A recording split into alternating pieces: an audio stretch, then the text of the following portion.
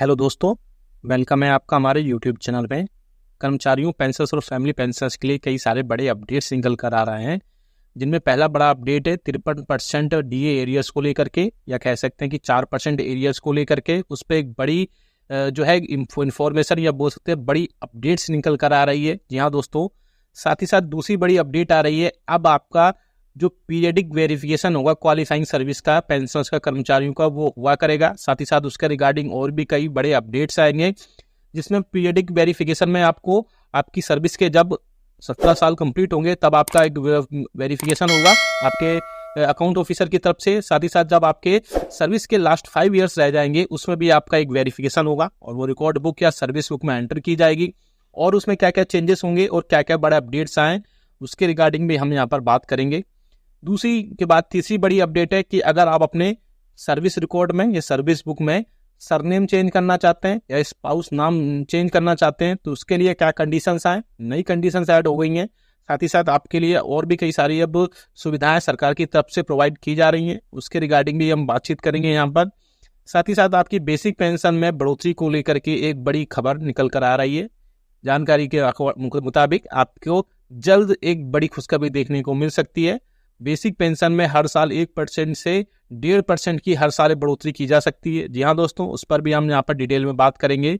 साथ ही साथ आपको जो पीरियडिक वेरिफिकेशन को जो आपकी क्वालिफाइंग सर्विस होगी उसके रिगार्डिंग आपको एक ऑफिशियल नोटिफिकेशन भी दिखाया जाएगा। और इसके अलावा आपको जो सरनेम वगैरह में जो चेंजेस करने हैं स्पाउस नेम में उसके रिगार्डिंग भी हम यहाँ पर बात करेंगे। तो कई सारे बड़े अपडेट्स इसमें आपको देखने के मिलेंगे, इसलिए इस वीडियो को पूरा लास्ट तक देखिएगा। और अगर चैनल पर पहली बार आए तो चैनल को फ्री में सब्सक्राइब जरूर करिएगा, सब्सक्राइब के ब्लैक बटन को प्रेस करके। साथ ही साथ आप हमारे वीडियोस की लेटेस्ट इन्फॉर्मेशन के लिए घंटे के निशान को यानी बेल आइकन को प्रेस करना बिल्कुल मत भूलिएगा, तभी आपके पास हमारे वीडियोस की लेटेस्ट इन्फॉर्मेशन आ पाएगी और आप हमारे वीडियोस को इसी तरीके से आगे भी वॉच कर पाएंगे।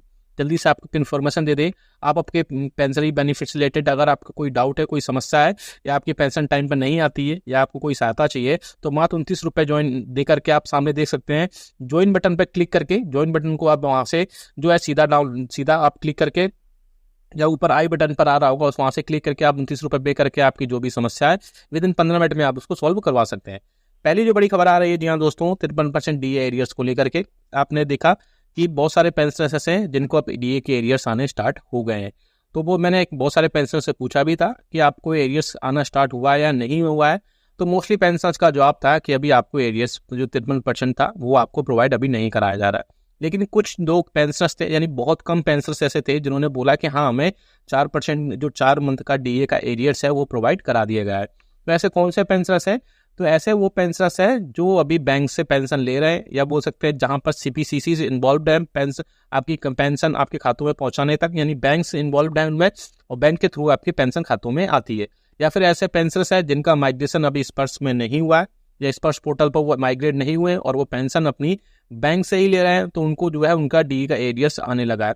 आपको पता है पिछले दिनों एक ऑफिस मेमोरेंडम जारी किया गया था डीए एरियर्स को लेकर के, और उसके अगले दिन ही बैंक्स ने और आपके रिकॉर्ड ऑफिस की तरफ से, आपके अकाउंट ऑफिस की तरफ से वो सारी चीज़ें डिस्बर्समेंट कर दी गई, और उसके बाद में आपको जो है अगले दिन ही आपके खातों में आपको एरियर्स जो आने लगा, और यहाँ पर बैंक से उसको डिस्पर्स भी कर दिया, आपके खातों में पहुंचा भी दिया है। तो बाकी अब जो स्पर्श के पेंशनर्स है उनको जो है 10 या फिर 15 तारीख तक का वेट करिए, उनको जो है वहाँ पर पेंशन में जो एरियर्स है वो वहाँ पर उनको प्रोवाइड करा दिया जाएगा। ऐसे में आपको कोई भी घबराने की जरूरत नहीं है, आपका भी एरियर्स आपके खातों में आ जाएगा।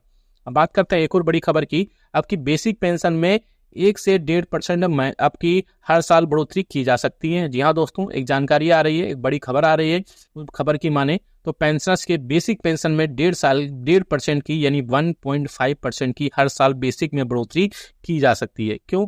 क्योंकि जिस प्रकार से कर्मचारियों की हर साल सैलरी में 3% की बढ़ोतरी होती है, ऐसे में कर्मचारियों और पेंशनर्स की वहाँ पर डिमांड थी, स्पेशली पेंशनर्स यूनियंस थी, कि हर साल कम से कम 1.5% की बेसिक पेंशन में बढ़ोतरी की जाए। क्योंकि कर्मचारियों की बेसिक में अगर 3% की बढ़ोतरी होती है तो बेसिक पेंशन में आपकी कम से कम 3% की वहाँ पर बढ़ोतरी की जानी चाहिए। तो हाँ जी, इससे मैं भी सहमत हूँ। आपका क्या राय है कि बेसिक पेंशन में एटलीस्ट 1.5% की बढ़ोतरी की जानी चाहिए? उससे आप जरूर बताइएगा। हालांकि अभी इसके ऊपर कोई ऑफिशियल नोटिफिकेशन या ऑफिशियल सर्कुलर जारी नहीं किया गया है।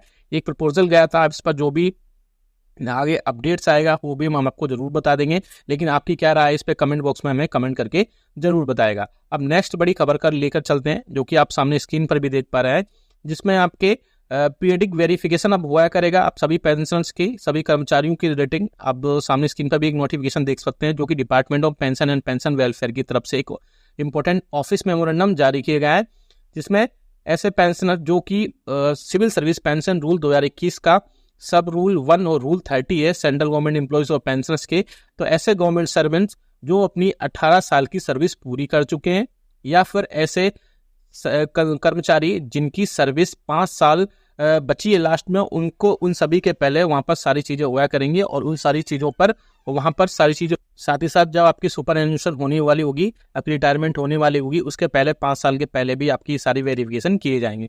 साथ ही साथ सिमिलर प्रोविजंस ऐसे पेंशनर्स और कर्मचारियों के लिए सीसीएस पेंशन रूल्स में किए जाएंगे, जो कि ग्रेच्युटी अंडर एनपीएस के रूल 2021 के तहत लेते हैं। साथ ही साथ सेंट्रल गवर्नमेंट एम्प्लॉइज जो नेशनल पेंशन सिस्टम के अंडर कवर्ड है, उनको भी ये सारे रूल्स फॉलो करने होंगे, और वहां पर उनकी सारी मिनिस्ट्रीज और सारे डिपार्टमेंट को स्ट्रिक्टली ये सारे रिक्वेस्ट की गई है कि सारे प्रोविजन स्ट्रिक्टली फॉलो किए जाएं। हेड ऑफ ऑफिसेस की तरफ से जो सारे रूल्स हैं उनको स्ट्रिक्टली कंप्लायंस का उनको फॉलो किए जाना चाहिए। तो इसके रिगार्डिंग ये बड़ी इन्फॉर्मेशन थी कि आप सभी की, अब उसमें क्या फायदा ही है आपका कि 5 साल पहले सारी चीजें जब मॉनिटरिंग की जाएंगी, तो आपकी जब रिटायरमेंट होगी वहां पर आप सभी को सीधा फायदा मिलेगा, और आपको अलग अलग भटकने की जरूरत नहीं पड़ेगी। आपके सारे जितने भी चीजें होंगी एक साथ ही रिकॉर्ड ऑफिस में रखी जाएंगी, और वहां से आपकी सारी चीजों में किया जाएगा। सामने आप एक और बड़ा ऑफिस मेमोरेंडम देख रहे हैं, जो कि सेम पेंशन मंत्रालय की तरफ से, या बोल सकते हैं department of pension and pensioners welfare की तरफ से इंपोर्टेड ऑफिस मेमोरेंडम जारी किया गया है, जिसमें आपके सरनेम में, यानी कि आपकी जो भी सरनेम है, आपके स्पाउस का नेम है, अगर आप उसको चेंज करना चाहते हैं, उसके रिगार्डिंग एक डिपार्टमेंट ऑफ पेंशन वेलफेयर की तरफ से एक इंपोर्टेड ऑफिस मेमोरेंडम जारी कर दिया गया है। अब यहाँ पर पॉइंट नंबर 1 में देख भी सकते हैं, इसमें क्लियरली मेंशन किया गया है कि there is no separate procedure prescribed in the CCS pension rule 2021 और CCS pension rule 1972 for change of name surname in the PPO of government employees और स्पाउस आफ्टर रिटायरमेंट। यानी कि आप the PPO is issued on the basis of service record, service book of the employ and the maintenance of service book is concern with DoPT. यानी कि जब आप retirement होते हैं, या आपके जब जो सर्विस रिकॉर्ड होता है या सर्विस बुक होते हैं, उसमें जो आपके नाम, आपकी डेट ऑफ बर्थ, आपकी बाकी चीजें, स्पाउस नेम या सरनेम्स वगैरह, या डेट ऑफ बर्थ, और भी कई सारी, या एड्रेस वगैरह एड्रेस चेंज हो सकता है, लेकिन आपकी ये सारी चीजें चेंज नहीं की जाएंगी। कोई सेपरेट प्रोसीजर नहीं है इन सब चीजों को चेंज करने के रिगार्डिंग। तो इसलिए जब आप अपनी सर्विस बुक या रिकॉर्ड बुक में या सारी चीजें जब फिल करें, तो बहुत ही ध्यान से फिल करें, और उसमें चेंज करने में बाकी बहुत ज्यादा प्रॉब्लम होती है। तो उसके रिगार्डिंग हालांकि ये सारी चीजें डिस्कस की गई, जिस ये मैटर था उसको डिस्कस किया गया इंटर मिनिस्ट्रियल रिव्यू मीटिंग में, और उसमें एक सीपीएन ग्राम पर एक कंप्लेंट की गई। उसके बाद डिपार्टमेंट ऑफ पेंशन वेलफेयर ने ministry of statistics and programme implementation की तरफ से इन्फॉर्म किया गया कि ये सारी चीजें जो 1987 में एक रूल था चेंज फैमिली पेंशनर्स के लिए और इस सब चीजों के लिए, उसके बाद ये सारी चीजें हुई, और जो भी डिस्क्रिपेंसीज थी उसको दूर करके वहां पर जो भी पेंशनर्स या फैमिली पेंशनर्स थे, जो भी चेंज करना चाहते थे अपने नेम को लेकर के पीपीओ में, या बाकी चीजें, या सरनेम को लेकर के, या स्पाउस को लेकर के, वहां पर वो सारी चीजें चेंज की गई। अब उसी के रिगार्डिंग यहाँ पर एक और बड़ा एक स्ट्रिक्टली इन्फॉर्मेशन दी गई है कि all ministry department are requested that the above provision may be brought to the notice of the personnel dealing with the pensionary benefit in the ministry department attached subordinate officers there under the compliance। यानी उनमें changes को लेकर के कोई भी strictly वो सारी चीज़ें नहीं है, लेकिन अगर अपना जो पीपीओ में नेम वगैरह चेंज को लेकर एप्लीकेशन देते हैं तो उसको बाद में वहाँ पर सारी चीज़ें पर कंसीडर किया जाएगा। लेकिन आप अपना सर्विस बुक या रिकॉर्ड ऑफिस में पहले से सारी चीज़ें पहले से अच्छे से करके रखिए, तभी